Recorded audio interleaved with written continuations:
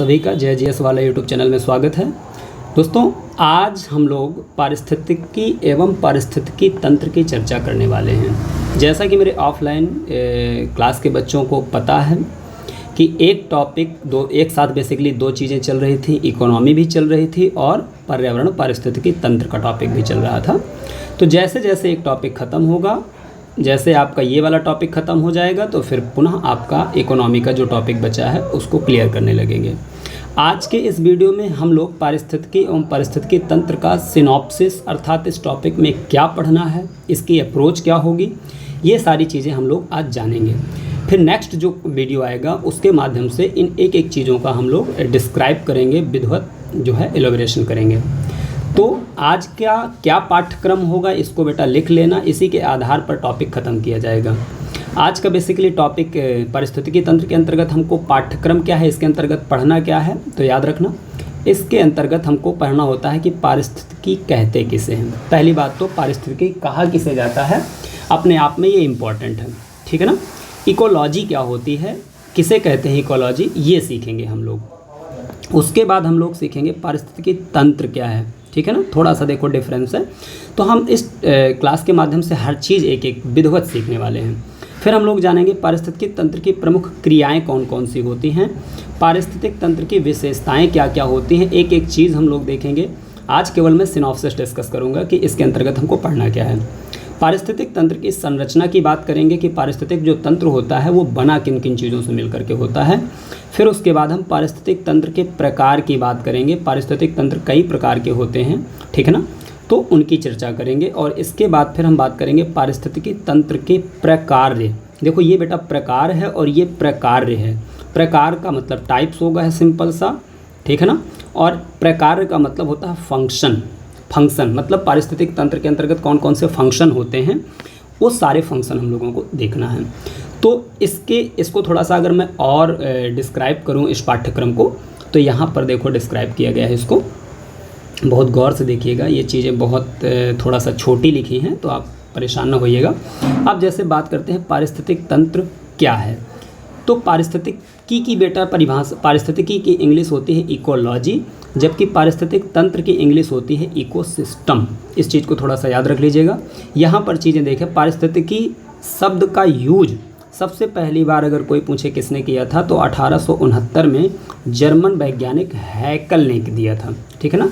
ये जो शब्द है पारिस्थितिकी, जिसे हम इंग्लिश में क्या कहते हैं, इकोलॉजी कहते हैं, ये शब्द सबसे पहली बार जर्मन वैज्ञानिक हैकल ने दिया था। कब बेटा, 1869 में। 1869 की डेट याद रख लेना, चूँकि 1869 में गांधी जी का जन्म हुआ था 2 अक्टूबर को।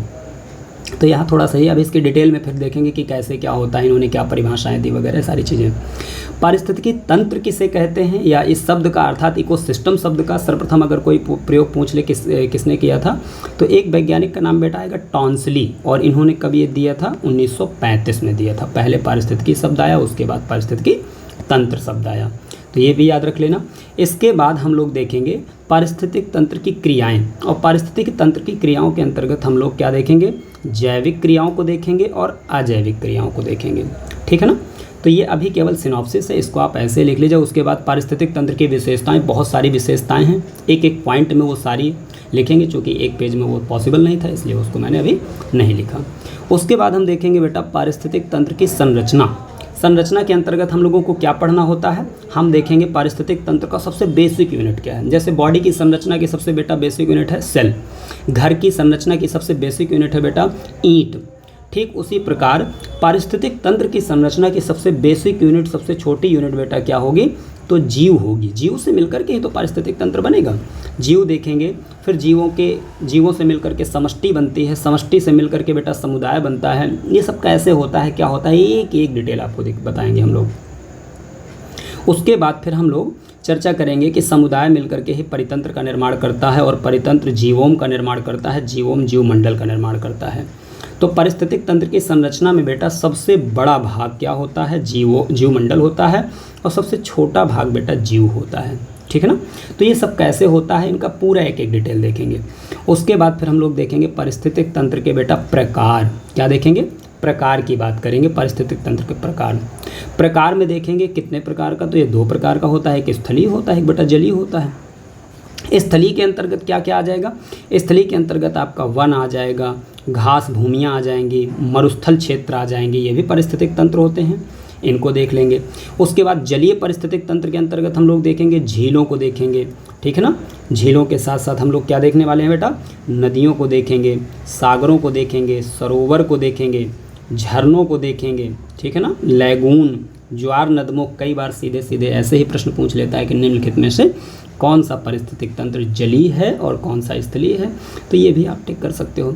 इसके साथ साथ बेटा हम लोग अगला चीज़ देखने वाले हैं पारिस्थितिक तंत्र के प्रकार अर्थात फंक्शन। इसमें हम पढ़ेंगे क्या? हम अप्रोच है केवल चेक कर रहे हैं। देखो इसमें पढ़ते हैं पारिस्थितिक तंत्र की उत्पादकता, प्रोडक्टिविटी। पारिस्थितिक तंत्र की क्या पढ़ेंगे बेटा? उत्पादकता। उसके बाद पारिस्थितिक तंत्र के अपघटन की प्रक्रिया होती रहती है, ऊर्जा का प्रवाह होता है पारिस्थितिक तंत्र में। खाद्य जाल पारिस्थितिक तंत्र में बेटा बनते हैं, कैसे बनते हैं, क्यों बनते हैं, सारा कहानी देखेंगे। पारिस्थितिक तंत्र में बेटा पिरामिड्स कई सारे होते हैं। पिरामिड्स में 3 प्रकार के आपको पिरामिड देखने को मिलेंगे, संख्या का पिरामिड, जैव भार का पिरामिड और ऊर्जा का पिरामिड आपको देखने को मिलेगा। और पारिस्थितिक तंत्र में क्या देखने को मिलता है? जैव भू रासायनिक चक्र आपको देखने को मिलता है। जैव भू रासायनिक चक्र अगर मैं कहूँ क्या होता है, इसके अंतर्गत हम लोगों को क्या क्या देखना होता है, तो इसके अंतर्गत बेटा जल चक्र देखना होता है पारिस्थितिक तंत्र के अंदर, कार्बन चक्र, ये सब एकदम डिटेल में बताऊँगा मैं आपको। नाइट्रोजन चक्र देखना होता है, ऑक्सीजन चक्र देखना होता है, फास्फोरस चक्र देखना होता है और सल्फर चक्र देखना होता है। जैव भू रासायनिक चक्र के अंतर्गत इतनी सारी कहानी हमको पढ़नी होती है। इसके अलावा और क्या क्या दिखता है बेटा पारिस्थितिक तंत्र के प्रकार के अंतर्गत अर्थात उसके फंक्शन के अंतर्गत? तो पारिस्थितिकी अनुक्रम दिखता है। ये सब क्या होता है आप केवल अभी सिनॉप्सिस लिख लीजिएगा। मैंने जिस तरीके से मैंने बताया है कि चीज़ों को केवल आप जैसे मैं बता रहा हूँ वैसे आप करते रहिए, सारा सिलेबस भी कंप्लीट हो जाएगा और आपको कोई चीज़ कठिन नहीं लगेगी। ये सारी चीज़ें बहुत इजी वे पे मैं पढ़ाने वाला हूँ। तो दोस्तों आज मैं केवल सिनॉप्सिस ही बता रहा हूँ, नेक्स्ट क्लास में एक एक चीज़ डिस्क्राइब करूँगा, एक एक चीज़। ये बहुत ज़्यादा 7 टॉपिक हैं इसमें टोटल, तो 7 बहुत ज़्यादा एक क्लास में इतना, और 2 क्लास में या 2 क्लास में लगभग मैं प्रयास करूँगा कि इसको कंप्लीट कर दूँ, ये 2 या 3 क्लास में। तो ये पूरा पारिस्थितिक तंत्र और पारिस्थितिकी टॉपिक आपका क्लियर हो जाएगा। उसके बाद फिर नेक्स्ट टॉपिक आपका इकोनॉमी का होगा। तो आज की क्लास को दोस्तों यहीं पर हम लोग क्या करते हैं, क्लोज़ करते हैं। अगर ये सिनॉप्सिस, ये सारा वीडियो आपको अच्छा लग रहा हो तो इसको लाइक करें, कमेंट ज़रूर करें। और आज हम इस क्लास को यहीं पर क्लोज़ करते हैं। जय हिंद, जय भारत।